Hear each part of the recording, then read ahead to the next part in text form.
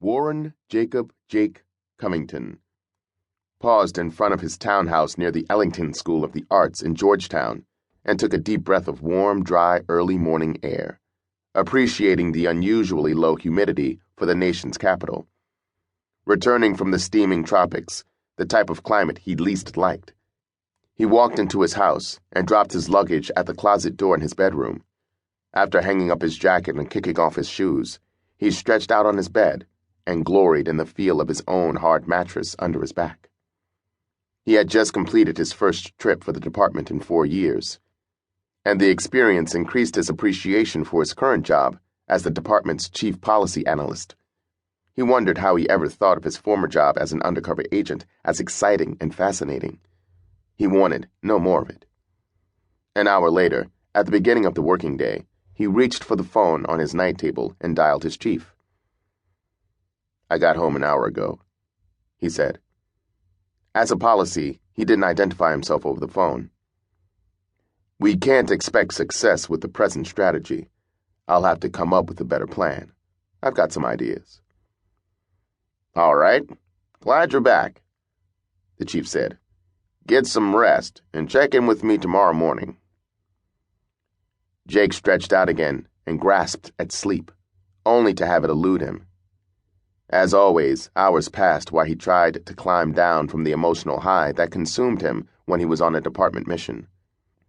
Long before he changed assignments, he had begun to tire of the ever-present danger and to want a home and family, something that he couldn't contemplate as long as he held that post.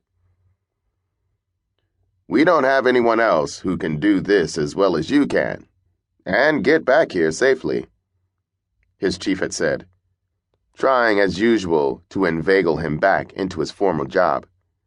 Well, if he got caught or died, they'd find someone else. He wasn't indispensable. He had paid his dues, and he was out, a fact of which he intended to remind the chief as soon as he saw him. Allison had never feared an assignment.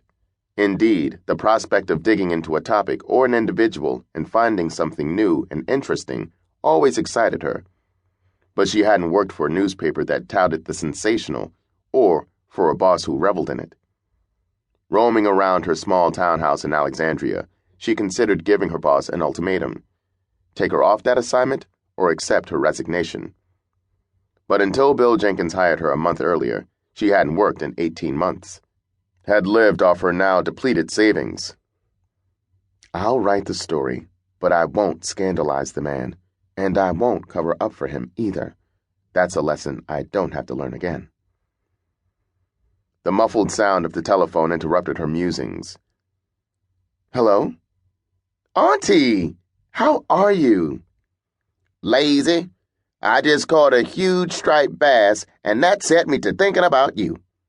Fishing's real good right now. You ought to come up here for a few days. It ought to be nice this weekend." Allison thought for a second. "You know, that's not a bad idea. I'll be starting a new assignment in a few days, and it wouldn't hurt to rest up. I'll fly to Reed City, pick up a rental car, and get to Idlewild around 8 Friday evening." At exactly 7:30 in the evening, Allison's rented Toyota stopped in front of her aunt's house, a yellow-frame structure built in the 1920s, but renovated and well-preserved.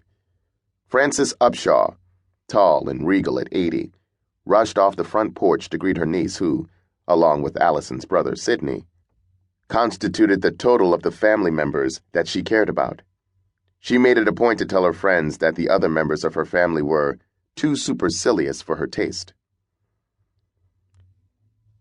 "We've got another hour before dark," she told Allison. "You're just in time for us to get our supper. Mr. Hawks passed here a few minutes ago with a good dozen catfish and pike. They must be jumping." "Okay," Allison said, hugging her aunt. "Let me put on some sneakers.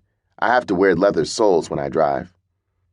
She followed her aunt to the northern end of Little Idlewild Lake, baited her hook, and cast as far as she could. "I'm getting a little rusty at this, Auntie." "No such thing.